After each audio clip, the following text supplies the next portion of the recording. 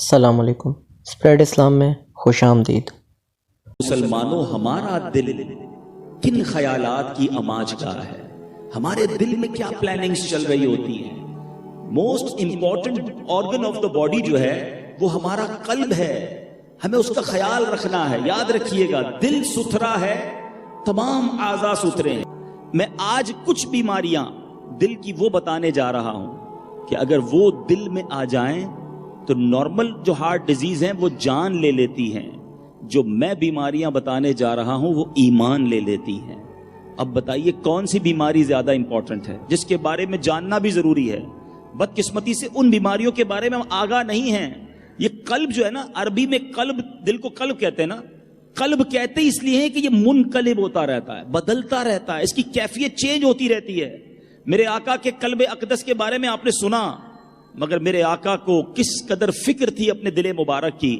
ہماری تعلیم کے لیے میرے آقا یہ دعا فرمایا کرتے، یا مقلب القلوب ثبت قلبی علی دینک، اے دلوں کو پھیرنے والے، میرے دل کو اپنے دین پر ثابت قدمی عطا فرما۔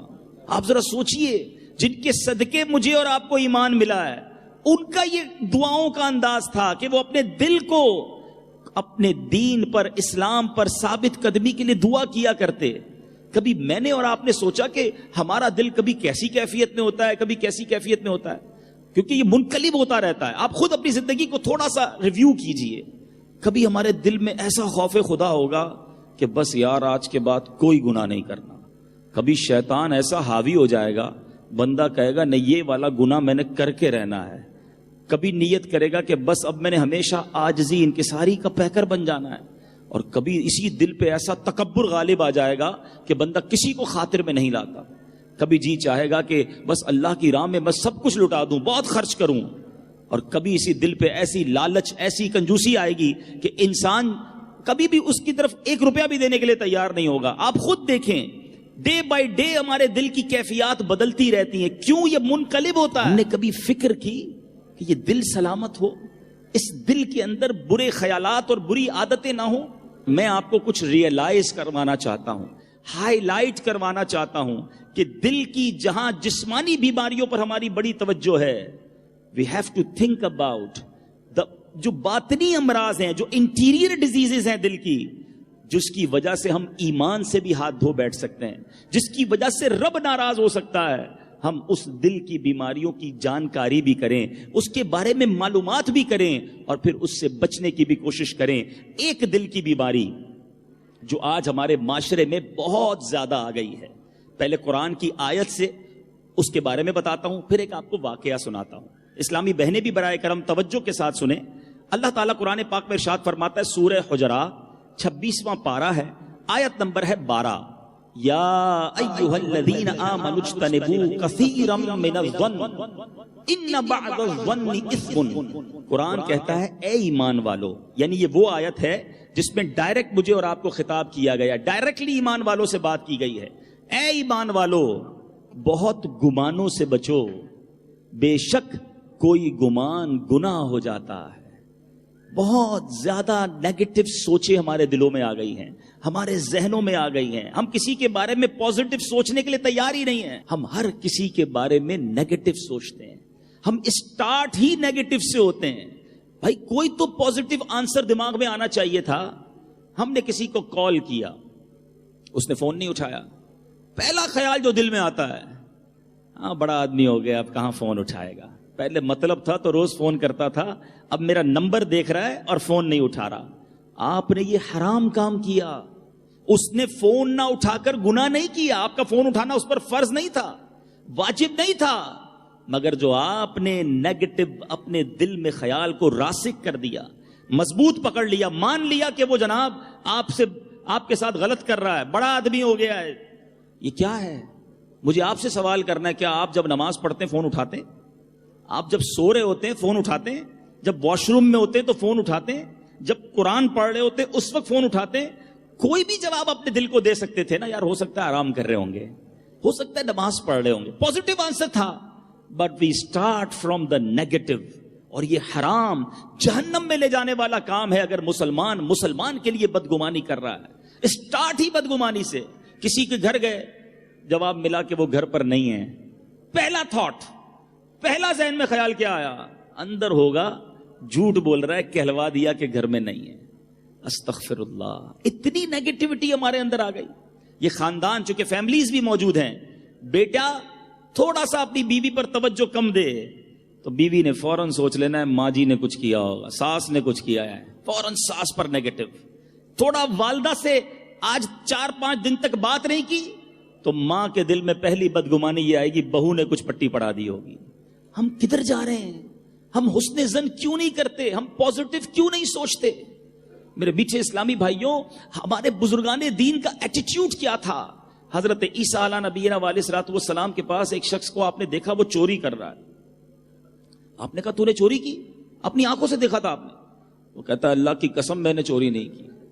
حضرت عیسیٰ علیہ الصلوۃ والسلام نے اس سے آرگیو نہیں کیا, فرمایا مسلمان جھوٹی قسم نہیں کھا سکتا, ہو سکتا ہے میرے ہی دیکھنے میں غلطی ہوئی ہوگی. پازیٹیو.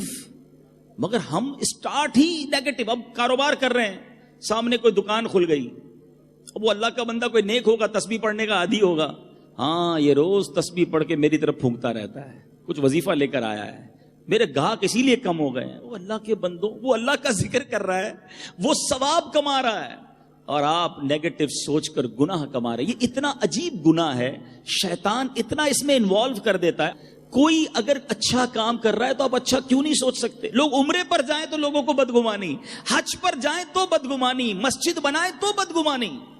نہ کرو ایسا, یہ وہ گناہ ہے. اچھا جس کے دل میں بدگمانی آ جائے نا, یہ بدگمانی, اگلا میں انشاءاللہ بیماری بتاؤں گا, حسد, یہ جس کے دل میں آ جائے وہ بے چین اور بے کل ہی رہتا ہے. بہت سارے لوگ مجھے بھی ملتے ہیں, آپ کو بھی ملتے ہوں گے, ہو سکتا ہے یہاں بھی ہوں, یار ہمیں نیند نہیں آتی. کچھ کہتے ہیں میں سوچتا بہت ہوں, مجھے سکون نہیں ہے. میں آپ کو سچ بتاؤں, اگر آپ کے دل سے بدگمانی, حسد نکل جائے, آپ پرسکون ہو جائیں گے. کیونکہ یہ جو بیج ہے نا, یہ اندر آ جائے نا, تو اب جو نیگیٹو اپروچ والا اس کا پرابلم بھی بڑا ہے. جس کو ہر چیز نیگیٹو نظر آئے نا, اس کے سامنے مسکراؤ تو وہ کہتا ہے یار پتہ نہیں کیوں مسکرا رہا ہے مجھے دیکھ کے, کوئی اس میں بھی غلط نیت ہوگی. اچھا بندہ بولے یار اس کو دیکھ کے اب مسکرانا نہیں ہے, سنجیدہ رہنا ہے, بولا دیکھو یار کیسا آدمی ہے, میری خوشی پر بھی خوش نہیں ہوا. ایوری ٹائم اس کو نیگیٹو سوچنا ہے. تو یہ نہ کریں. آپ اللہ کی رضا کے لیے مسلمانوں سے اچھا گمان رکھیں. کوئی کیسی بھی کام کر رہا ہے, آپ اس میں پازیٹیو سوچنا شروع کریں تو انشاءاللہ آپ کی لائف پرسکون ہو جائے گی. اور میں نے آپ کو اب حدیث پاک سنا رہا ہوں تاکہ مزید آپ کو اندازہ ہو جائے کہ یہ کتنی خطرناک ڈیزیز ہے. نبی پاک علیہ الصلوۃ والسلام فرماتے ہیں بدگمانی سے بچو, بے شک بدگمانی بدترین جھوٹ ہے. دیکھیں نا, بہت سارے گناہ ایسے ہیں جس کے لیے ہم کو کوئی بندہ چاہیے ہوتا ہے. ساتھ بیٹھے گا تو جھوٹ بولے گا, اللہ نہ کرے غیبت کرے گا, معاذ اللہ کوئی بے پردگی کا معاملہ ہوگا تو دیکھے گا تو بے پردگی ہوگی. بدگمانی ایسا گناہ ہے جس کے لیے کوئی ساتھ ہونا ضروری نہیں ہے.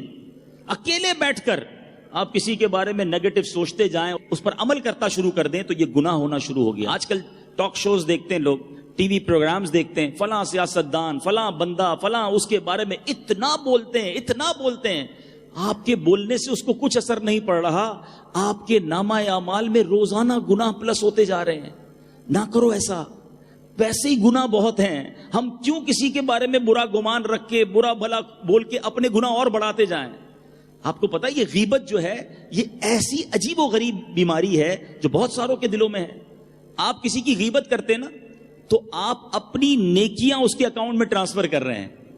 آپ کو کوئی کہے یار سارے دن میں جتنے کمائے رات کو ایسا کرو آن لائن میرے اکاؤنٹ میں ٹرانسفر کر دو. بندہ کا عجیب آدمی, کمایا میں نے تمہارے اکاؤنٹ میں کیوں ڈالوں؟ مگر غیبت کر کے ہم یہی کر رہے ہوتے ہیں. مشکل سے نمازیں پڑھی, کچھ روزے رکھے, کچھ عبادتیں کی, غیبت کی, آن لائن ٹرانسفر کر دیا, ساری نیکیاں گئی اس کے اکاؤنٹ میں. اب وہ تو مزے میں رہا جس کی غیبت کر رہے ہیں آپ. تو اللہ کے بندوں اپنے آپ کو ان گناہوں سے بچائیں. نہ کہیں کسی کے بارے میں نیگیٹو, نہ سوچیں کسی کے بارے میں نیگیٹو. اب سنیے یہ کہاں تک بات جاتی ہے. نبی پاک علیہ الصلوۃ والسلام نے فرمایا جس نے اپنے مسلمان بھائی سے برا گمان رکھا بے شک اس نے اپنے رب سے برا گمان رکھا. یہ برا گمان کہاں تک لے جائے گا آپ کو؟ اللہ سے برا گمان رکھا. اللہ تعالیٰ مجھے بھی اور آپ کو بھی بدگمانی سے بچائے. Turn to Allah Pak before you return to Allah Pak. For more videos, subscribe to Spread Islam.